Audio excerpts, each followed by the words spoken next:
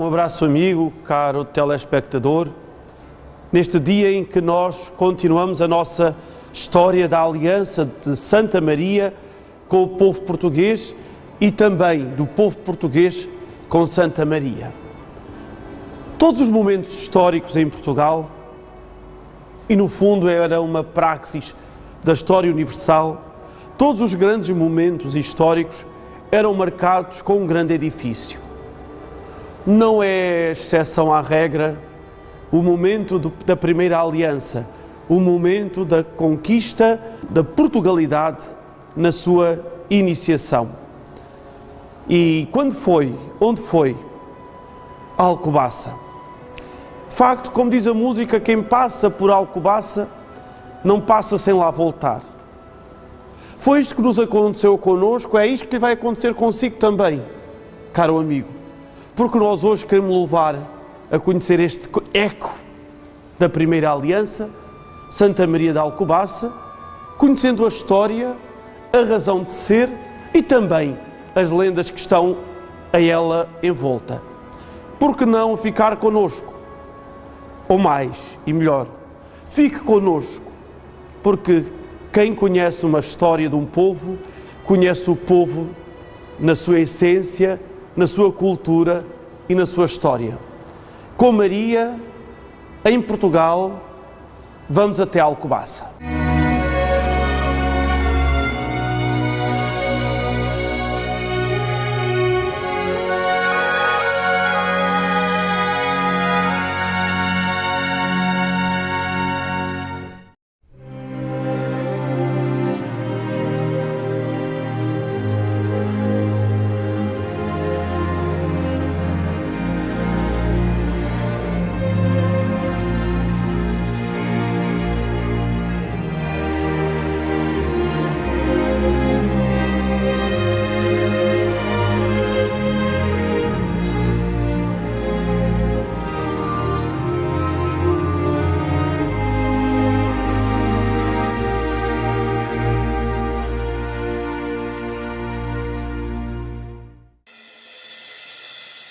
Um abraço de saudação a toda a família Canção Nova e um agradecimento por nos encontrarmos semana a semana neste programa. Seja bem-vindo. Para vós, esta sugestão de fazermos a peregrinação pela história de Portugal com Nossa Senhora e a História de Portugal, um livro que nos ajuda, da responsabilidade e com a chancela da Paulus Editora. Hoje nós queremos retomar essa estrada feita no último programa, quando afinal percebemos que D. Afonso Henriques faz acontecer a independência do Condado de Portucale a partir da Batalha de São Mamede. Apenas uma data de referência para fazermos a ligação entre o último programa e esta nossa permanência hoje aqui em conjunto. Lembro que foi exatamente no ano 1128 e no dia 24 de junho que se dá a lendária Batalha de São Mamede, que é muito discutida pelos historiadores, até sobre a sua própria realidade e o seu local, que os arqueólogos ainda não conseguiram com precisão e sem discussão indicar. Aí, D. Afonso Henriques consegue afirmar perante sua mãe, Dona Teresa, e ao mesmo tempo perante os nobres galegos, a decisão do Condado portucalense assumir a sua própria estrada, a sua independência.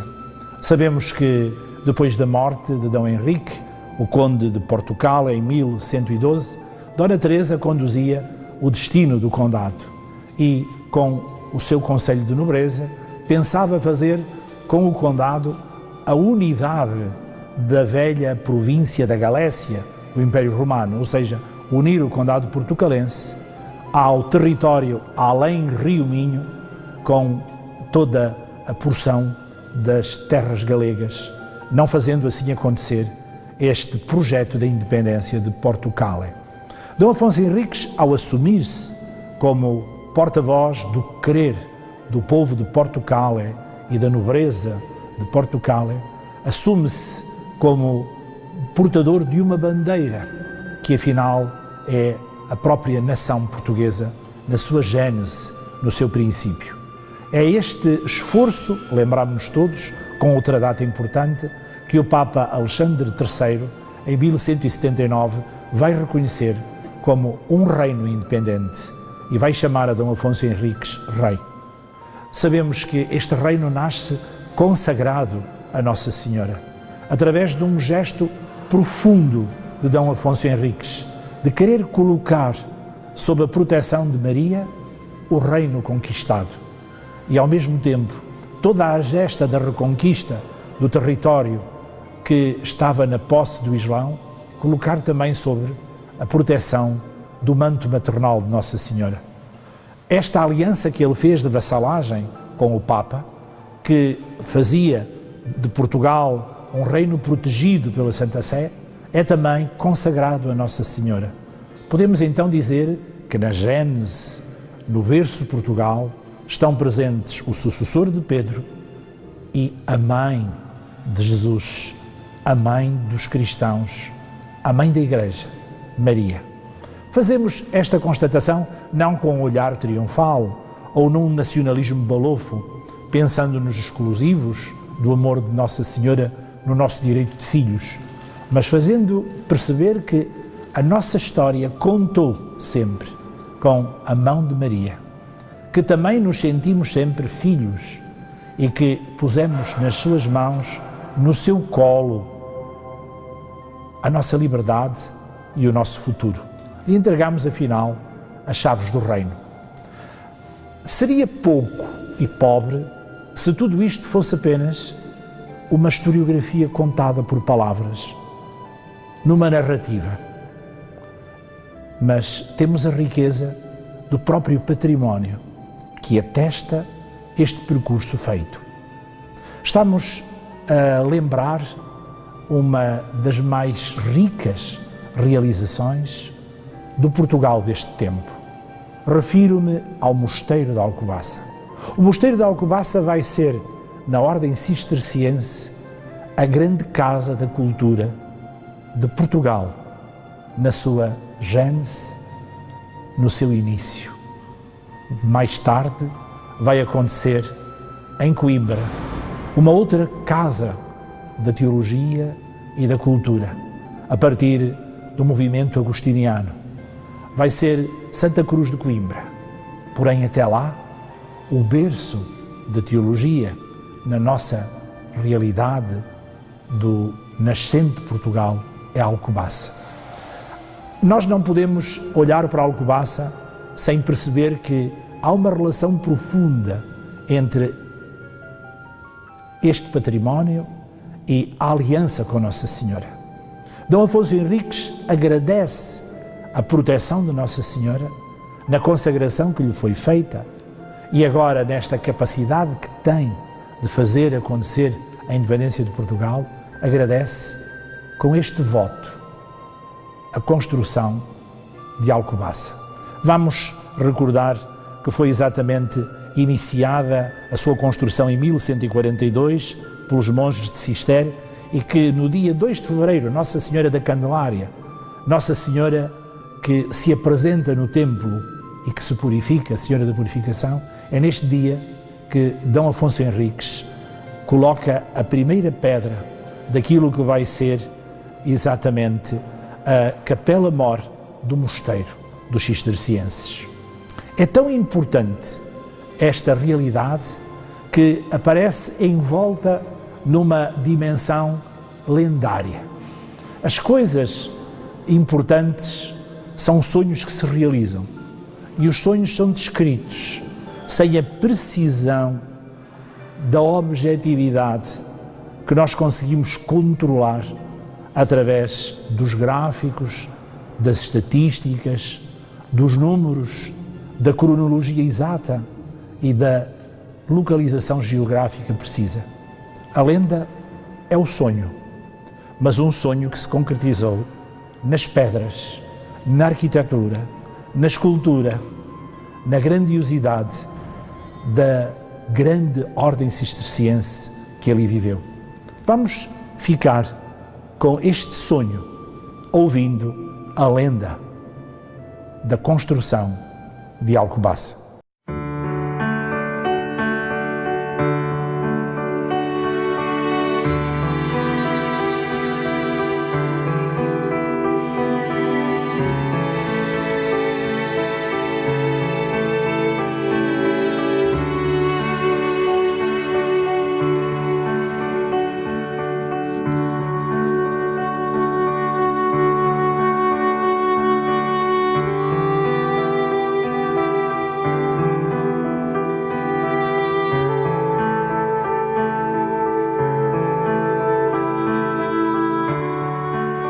Uma saudação amiga a todos aqueles que connosco estão em mais um programa Alianças com Santa Maria. Neste caminho que temos vindo a fazer da história de Portugal, numa perspectiva nova, numa perspectiva historicamente e também religiosamente nova, olhando para Maria e para estas promessas que os reis foram fazendo a Nossa Senhora, estas alianças que Portugal foi fazendo com a Santíssima Virgem, nós hoje, nesta continuação de caminho, estamos num sítio novo, num sítio, digamos mesmo, divino, paradisíaco. Eu não vou dizer já onde estamos. Gostava convosco, antes de mais, e no início desta segunda parte do nosso programa, conhecermos a lenda da fundação deste espaço. E vamos lê-la de acordo com o texto escrito por Gentil Marques, que está no livro Lendas de Portugal, do Círculo dos Leitores, no seu volume 4, páginas 183 a 188. É um texto um pouco longo, mas muito bonito, por isso convido a tomar toda a atenção deste mundo. E diz assim: foi há mais de 8 séculos. Belo como Apolo, chegou o mês de maio, nesse ano de 1147. Trazia nos olhos o azul do firmamento e nos cabelos os reflexos dourados do sol. E ao seu hálito profundo entregou-se a terra numa dádiva total. As plantas tenras, viçosas, sorriam à nascença, sorriso esperançoso desse maio, cheio de pujança e de cor. Todavia, nem tudo era prazer nesse pedaço de terra que maio cobria agora com o seu manto primaveril. Junto ao grande oceano, um povo lutava. Um povo que era outra primavera no seu alvorecer, ao tomar posse do seu cantinho, Portugal. Vencendo a resistência que lhe opunham para entrar nos passos de Coimbra, Suleiman, a moura renegada, conseguiu chegar à presença de Dom Pedro Afonso, irmão do primeiro rei de Portugal. Olhou a Dom Pedro com mal disfarçado interesse e perguntou-lhe: que me queres? Veio pronto à resposta: Senhor, sei que o vosso irmão e rei de Portugal deseja conquistar Santarém. Ironizou o cavaleiro: e que tens a contrapor? Mostrou-se humilde a jovem moura, sem contudo demonstrar timidez. Nada sou para que possa influenciar a vontade do vosso rei.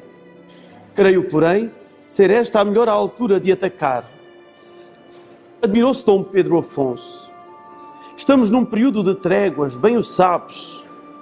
Decidida, a jovem tornou: pois seria bom rompê-las e já. Dom Pedro Afonso mirou mais intensamente a expressão viva da sua interlocutora. Pretendes guiar um chefe como El Rei, meu irmão? Apressou-se a jovem a desculpar-se: Senhor, longe de mim tal ideia. No entanto, se quiserdes acreditar na minha serenidade, garanto-vos que esta será a melhor altura de conquistar Santarém. Porquê? Porque o seu alcaide anda demasiado ocupado com negócios de amor. Mas a vigilância da parte dos vossos continua muito mais fraca. Do lado do poente, por exemplo, não ficam sentinelas de noite. Vejo-te bastante interessada em afastar de Coimbra o rei de Portugal para o colocar às portas de Santarém, onde estão os da tua raça. A jovem moura olhou Dom Pedro Afonso bem nos olhos e exclamou com veemência: assim é, senhor. Desejo ardentemente que o vosso rei se apodere do castelo e expulse Mohamed. Vejo ódio nos teus olhos. Que te fez Mohamed? Julga-se invencível em todos os campos, mas anseio por vê-lo desbaratado. Porquê? Não me dirás? A jovem moura desviou o olhar. A sua voz aveludou-se um pouco ao dizer: amei Mohamed, e com ele vim de Saragoça. Mas a glória de mandar subiu-lhe à cabeça. Quantas mulheres bonitas encontra, quantas lhe pertencem, sejam mouras ou cristãs. E eu fui esquecida, desprezada. A voz arrastou-se-lhe mais. Falava agora entre dentes. Riu-se de mim quando tive a fraqueza de chorar, implorando-lhe um pouco de afeição. Calou-se de súbito. Enterrava as unhas nas palmas da mão, mordia os lábios para não chorar. Dom Pedro Afonso apressou-se a quebrar esse silêncio. Compreendo o teu desespero. Ela interrompeu, de novo violenta. Não podeis calcular a revolta que senti. Mas essa revolta curou-se. Hoje sou pelo rei de Portugal contra Mohamed e desejo ardentemente esta batalha. Tentou sorrir Dom Pedro Afonso. Se amas, como sabes odiar. Mohamed fez-te mal em desprezar-te. Mas não poderemos lançar o nosso exército numa aventura só para desfazer a tua ira. Não será aventura se tudo for bem calculado. Conheço bem o castelo e o seu modo de defesa. Desejo ser guia na conquista de Santarém. Levarei os vossos homens pelo melhor ponto da muralha e verei Mohamed derrotado, expulso, abatido o seu orgulho. Dom Pedro teve um sorriso mal disfarçado e perguntou: já ouviste falar de Martim Morrab? A jovem encarou de novo o irmão de Dom Afonso Henriques. Depois semicerrou os olhos e declarou: sim, Mohamed falou-me dele. Falou-me com raiva na voz. Ele está entre os vossos, não é verdade? Está. E também ele deseja com veemência a derrota de Mohamed. Todavia, não vê as coisas tão fáceis como tu as vês. Pensa que será necessária muita astúcia para conquistar Santarém. Pois, empregai astúcia. Se caírem sobre a cidadela enquanto duram as tréguas, será mais fácil conquistá-la. Estudarei a tua proposta. Mas o tempo urge, Senhor. Agora sei que eles não vão estar à espera. Falarei a El-Rei, meu irmão, descansa. E levar-me-eis convosco. Se formos sobre Santarém, avisar-te-ei no dia da nossa partida. De costas para a paisagem que dos passos de Coimbra se desfrutava, Dom Afonso Henriques conversava com seu irmão, Dom Pedro Afonso. A ideia de romper as tréguas já me tinha ocorrido. Por essa razão, enviei a Santarém em Ramires para estudar as condições em que de noite deveríamos atacar. E qual foi a opinião dele? A mais favorável.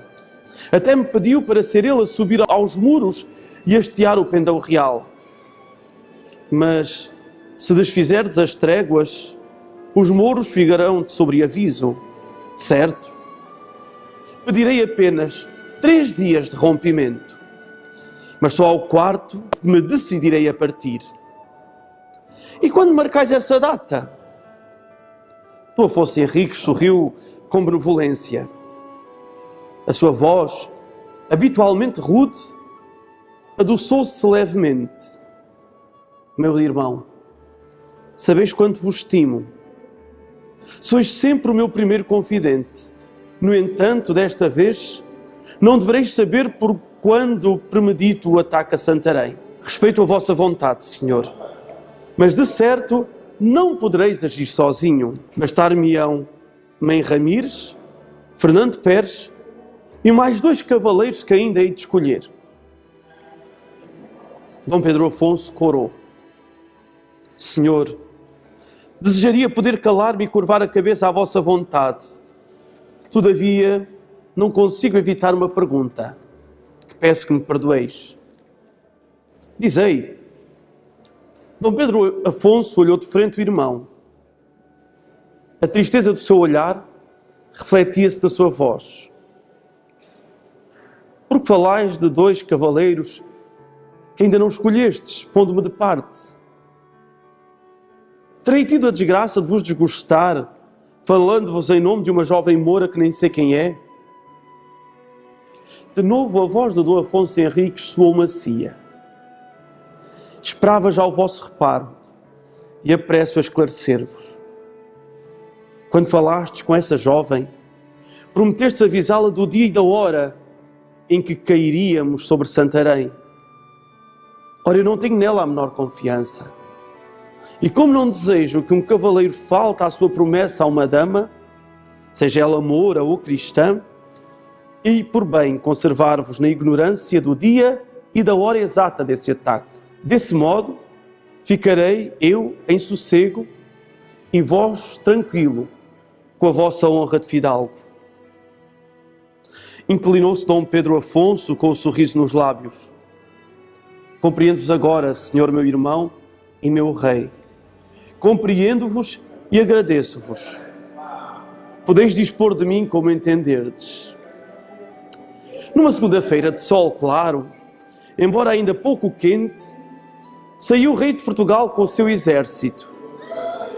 Não tomou a estrada principal, nem sabiam os seus homens, à exceção de 3 ou 4 cavaleiros, para onde iam, nem para o que iam.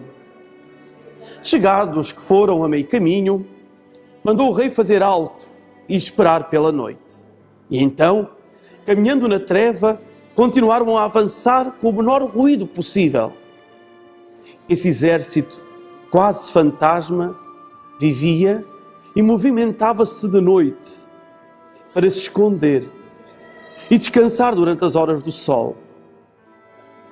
Mas o sol veio surpreendê-los no alto da Serra dos Albardos.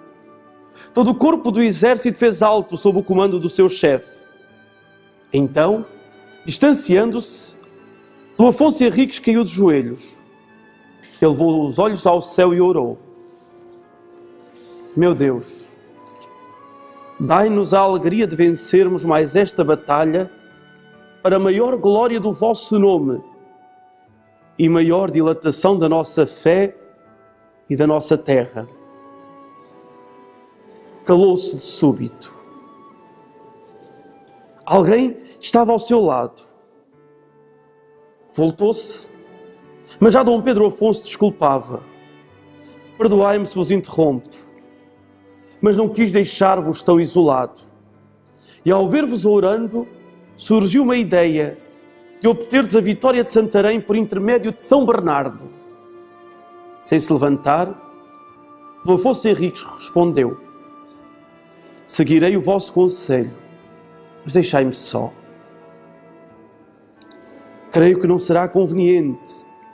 Afastai-vos então um pouco, mas vigiai para que não me interrompam. Assim farei, senhor. E olhando ao largo horizonte que o rodeava, Dom Pedro Afonso afastou-se, mas não para longe. Dom Afonso Henriques voltou a elevar o seu espírito ao céu. Senhor meu Deus, tudo o que parece impossível ao esforço dos homens, para vós é fácil e claro. Pois dai-me forças e inteligência. Forças e inteligência. Para levar a bom termo o empreendimento a que lancei mão por intermédio do vosso servo São Bernardo. Se conseguir Santarém, prometo-vos dar todas as terras que o meu olhar alcança deste monte até ao mar. E nelas construirei o mosteiro da ordem do vosso servo Bernardo, para que o seu nome nele se perpetue.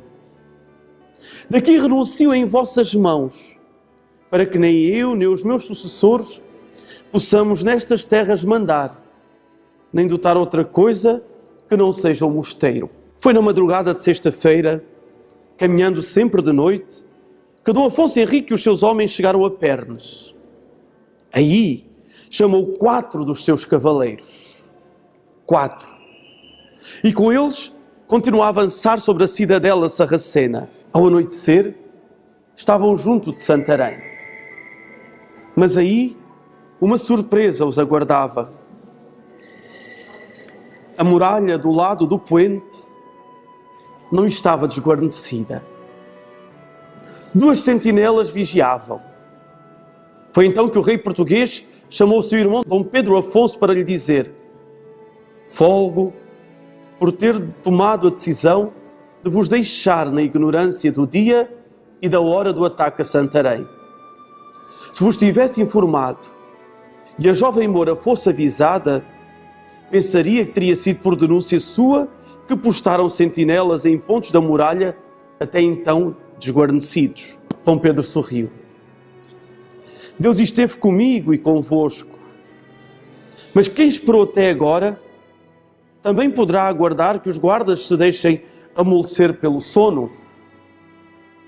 Tendes razão. Esperamos.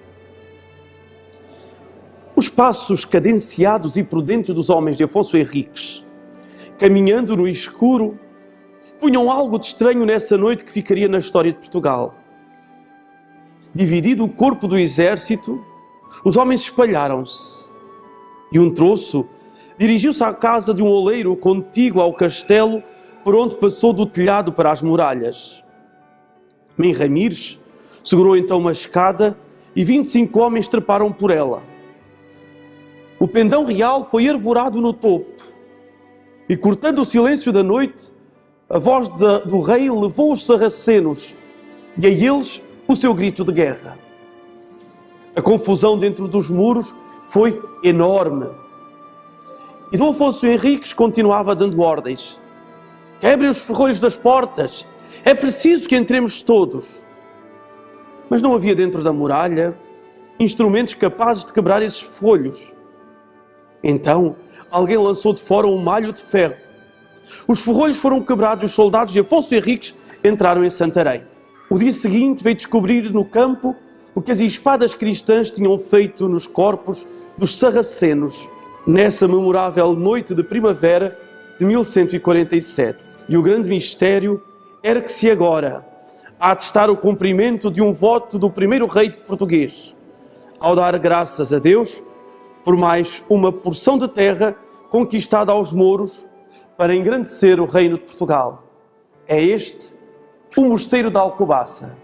É daqui que convosco faremos esta maravilhosa visita guiada.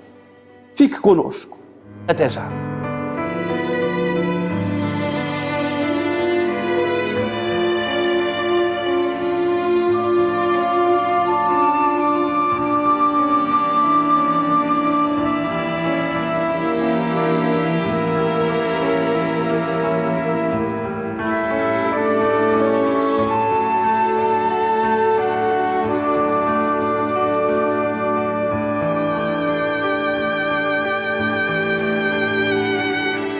Esta lenda fez-se realidade quando, no ano 1252, o fruto do voto de Dom Afonso Henriques é solenemente consagrado pela bênção e dedicado à Santíssima Trindade, a Igreja de Cister, em Alcobaça. Marca assim um agradecimento e uma consciência.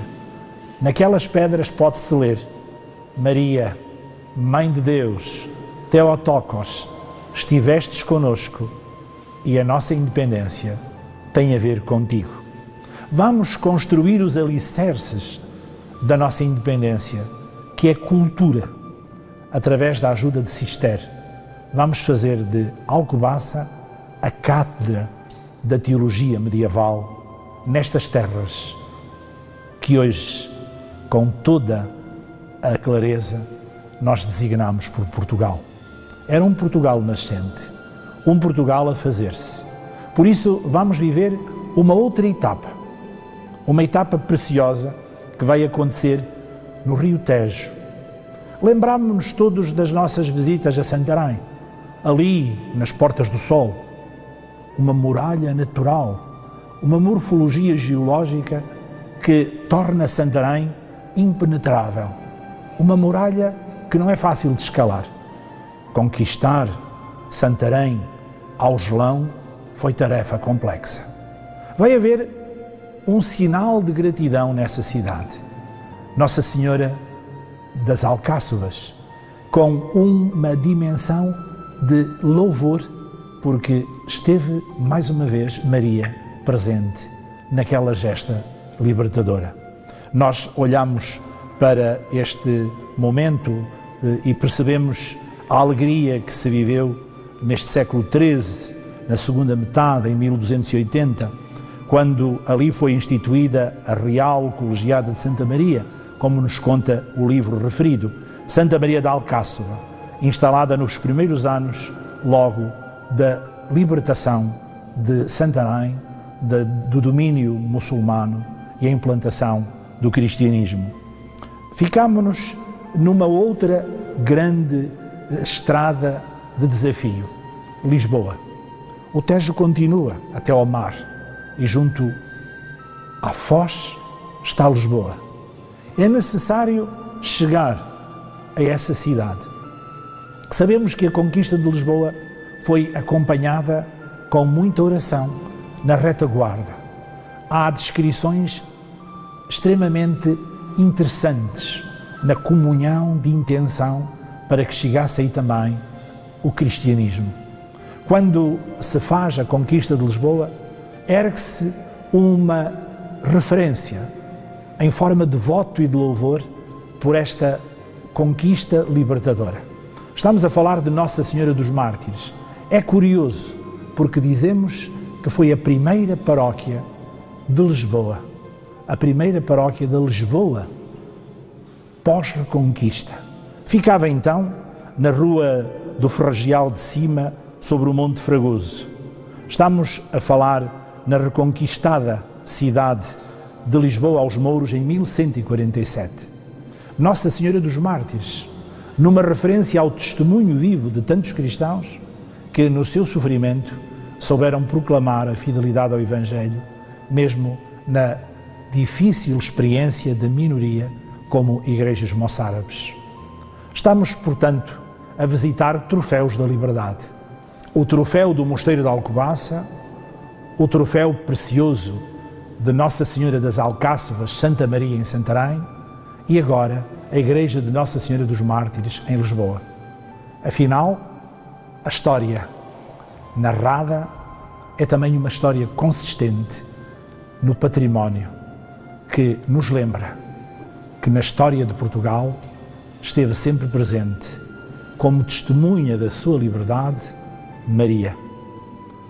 Um abraço para todos, na certeza de que estamos a revalorizar as nossas raízes, não com uma finalidade nostálgica, mas com um sentido de refazermos a nossa dignidade e a grandiosidade da nossa história. Nós temos sobre nós um desígnio, que é o desígnio da liberdade.